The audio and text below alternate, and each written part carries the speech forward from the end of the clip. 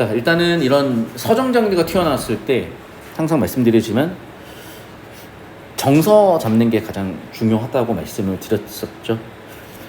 그리고 제목 같은 거 보면 도움도 많이 된다 그랬었고, 제목은 조지는 승무야. 그래서 조지는 승무에다 동그라미 칩시다. 머릿속으로 옆에다 상상이라고 적으세요. 승무를 상상을 해봐. 그러면은 스님 비구니 분들이 이제 추는 춤일 수도 있고, 어쨌든 약간 종교적인 의식적인 춤이잖아. 그러니까 뭔가 느낌이 좀 되게 경건할 수도 있고 아름다울 수도 있고, 그런 걸 먼저 상상하고 들어가야 되는 거예요. 당연하지만 왜? 제목이라는 건 전체를 포괄할 수 있는 상징적인 어떤 단어 또는 전체를 포괄하는 어떤 단어를 쓴단 말이야. 그러니까 시를 감상한다는 거는 그런 측면이에요. 근데 자꾸 이제 자기 관점으로 들여다보고 자기가 평소에 일반 방식으로 읽어놓고 이해가 안 된다 그러면 그거는 그게 문학을 못하는 거예요, 사실. 그럼 1번 선지 다시 처음부터 볼게요. 얇은 사 하얀 곡가는 고이 접어 나빌레라. 그러니까 예를 들면 봐봐. 이게 내신들은 빨간색 펜 들어봐요.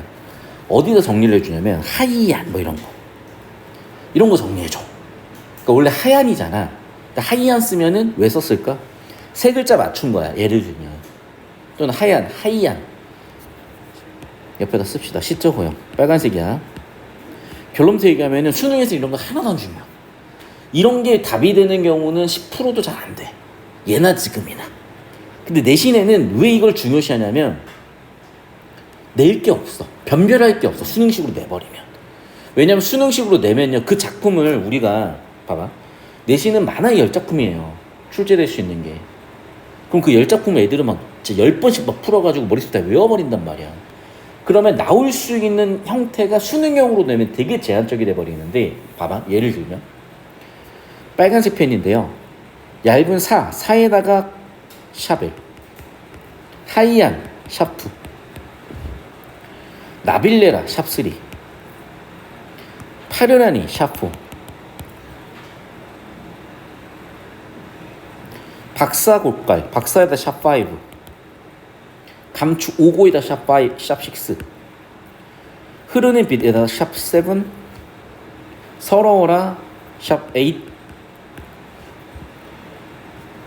말없이 녹는다에다 샵9, 샵10, 오동잎 잎새마다 다리 진다 샵11,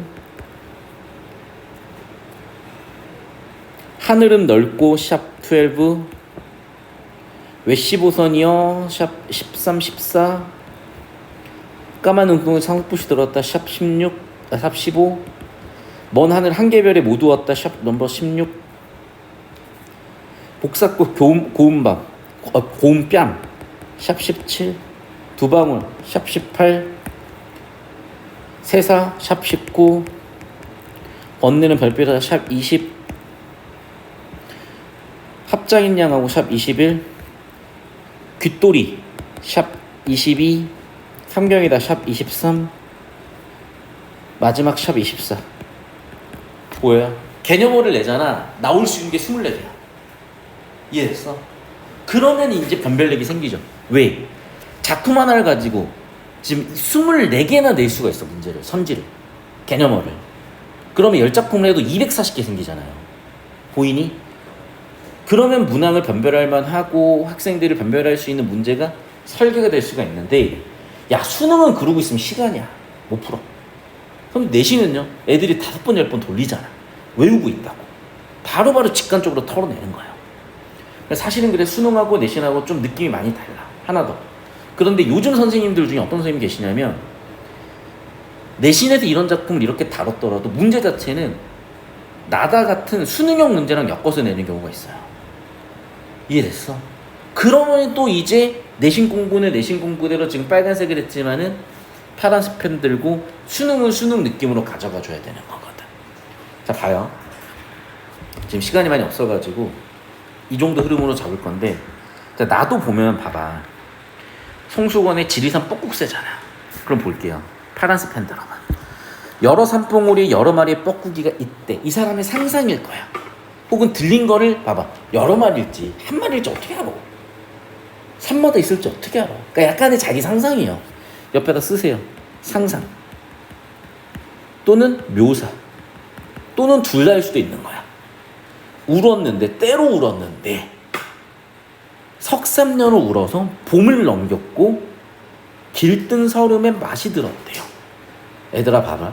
운다는 게 보통은 좋은 표현일 수도 있고 새가 운다는 음성, 자연적인, 가치인용적인 판단일 수도 있으나 여기서는 설움이라는 걸 엮은 걸 보면요. 봐봐.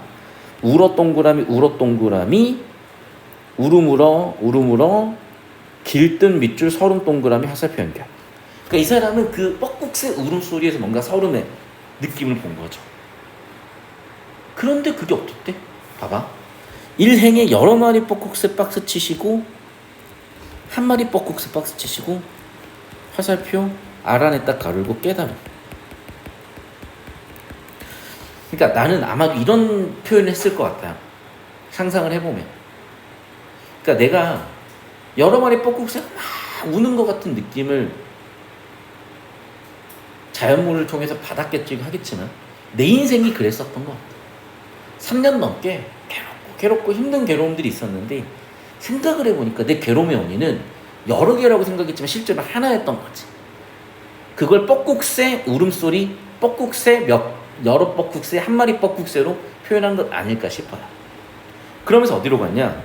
여러 산봉우리 첫 줄에 세모 치시고 지리산 하 세모 치시고 그 다음 년 지리산 중 세모 치시고 마지막 년에 섬진강 있거든. 밑에서 하나 둘 셋 넷 다섯 여섯 일곱 여덟 번째 줄 보면은 그러니까 뭐냐? 이 사람은 뭔가 그런 자신의 설움에서 느껴지는 깨달음 같은 거를 지리산 섬진강 같은 실제 사물들, 실제 어떤 강과 산세를 보면서 연결 지은 것 같거든. 지리산 하나 연결 지어 볼게요. 한 봉우리에 숨은 실제 뻐꾹새가 한 울음 토하나면 뒷산 봉우리 뒷산 봉우리 아마 메아리 치는 걸 이렇게 묘사한 것 같은데 결국에는 뭐냐? 메아리 쳐서 실제로는 한 마리였는데 여러 마리처럼 내가 느꼈던 것 같다. 그런 깨달음을 얘기한 것 같고 그런 산봉우리 다 울고 나면 오른쪽 알아. 추수름이 있었겠죠. 그리고 나서 강이 열렸어요. 아마 울음에서 눈물에서 강이 됐다. 그런 이미지. 근데 그 강이 뭘 만들어? 남의 군도 여러 작은 섬을 밀어 올렸다. 세모 치시고 또 연결해봐. 결국 마지막 정리하면 봄 하루날 그 눈물 다 쓸리어서 지리산 하에서 울던 한 마리 뻐꾹새 울음이 이승의 서로 맨 마지막 빛깔로 남아 이 세석 철쭉꽃발 다 태우는 것을 보았다. 도대체 뭔 소리를 하고 싶은 건지 알 수 없잖아. 그러니까 원래 시인은 그런 거야. 뭔 소리라는지 알 수가 없는 거야. 자, 그런데 굳이 설명을 해볼게요. 봐봐. 일단 제목은 지리산 뻐꾹새예요. 그럼 지리산 뻐꾹새에서 뭔가 느꼈기 때문에 이렇게 표현한 거야. 자, 녹색 펜 들고 저라면 아마 이렇게 표현한 것 같거든요. 울었다 나는 길든 설은 마음이 시들고 묶어가지고 나의 시련, 서러움, 울음 이런 게 생각나지 않았을까. 그리고 또 무슨 얘기를 한 거냐. 여러 산봉우리에서 지리산 하, 지리산 중 오른쪽 가서 섬진강 남의 군도 여러 개 밀어 올렸다 빼가지고 자연물에 대한 상상. 예를 들면 제주도 제주도 전설 중에 한라산이 어떻게 만들어졌냐. 한라산 백록담이 왜 만들어졌냐. 거기를 뚝 떼가지고 던졌더니 뭐 성산일 주봉이 됐다. 잘 기억은 안 나는데 한라산의 어떤 전설 같은 그런 얘기도 있단 말이야. 예를 들면 아틀라스 산맥, 거인이 이렇게 떠받치고 있어. 이런 건 우리 인간의 상상이잖아요. 야, 그건 쌉소리라고 생각 안 하면서 이건 쌉소리라고 생각하냐. 얘나 그거나 비슷한 느낌을 얘기한 것 같아요, 저는. 그러니까 제 생각은 그래요. 이 송승헌 시인이 자신의 서러움을 지리산 뻐꾹새랑 연결지어서 표현한 초반부도 있는 것 같고 그런 지리산을 쭉 들여다보니까 지리산이 이렇게 생겼을까? 섬진강이 이렇게 생겼을까? 남의 군도들이 이렇게 생겼을까? 자연의 생성에 대한 상상을 표현한 것 같기도 하고 마지막 년은 보세요. 눈물이 다 쓸렸다 밑줄. 또 밑에 두 번째 줄. 이승의 서럽다 밑줄. 이런 것들을 보면 뭔가 뻐꾹새에서 느껴졌던 감정들을 표현하고 싶었던 거 아닐까? 이런 느낌도 있는 거예요. 자, 그래서 잘 들으세요. 지금 얘를 어떤 식으로 볼 거냐. 제가 가를 가지고는 내신 스타일로 한번 정리를 해본 거예요. 24개. 옆에다가 개념어 들어갈 만한 거 빈칸인 거야. 그래서 내신 대비한 학생들은 내가 옆에다가 쓴 빈칸 데다가 개념어를 한번 써보세요. 대신에 한 샵 하나당 30초이네. 알겠어? 길어도 12분 내에 다 써보는 거야. 내신 대비한 학생들. 자, 수능 대비한 학생들은 그런 거 아예 하지 마. 그냥 하지 마. 좀 이따가 좀 이따가는 안 될 거 오늘 수업 시간상 다음 주 아마 해줄 건데 그런 식으로 공부하지 말라고. 왜냐면 그거 해봐야 작품 감상하는데 그다지 도움 안 돼요. 그러니까 내신 문제용 개념 공부와 수능 공부를 구분지어 하셔야 돼. 그걸 잡아줄 거야 다음 주에 느낌을. 왜? 여러분은 봐봐. 얇은 사, 하이한 고깔. 자, 얇은 사가 뭐냐? 섬유. 되게 얇은 섬유를 사라고 해. 하이한 고깔. 하얗다. 굳이 이렇게 느렸었네. 시적 허용이네. 이유는 운율 맞추기 위해서 어떤 느낌을 주기 위해서 고이저버 나빌레라. 나빌레라는 단어 뜻은 알고 있니? 파르라니는 뭘 표현한 거니? 파랗다. 색채가 들어가 있죠. 하이한 고깔 색채 대비죠. 거기다가 시각적 묘사죠. 왜 그런 파르라니 깎았을까?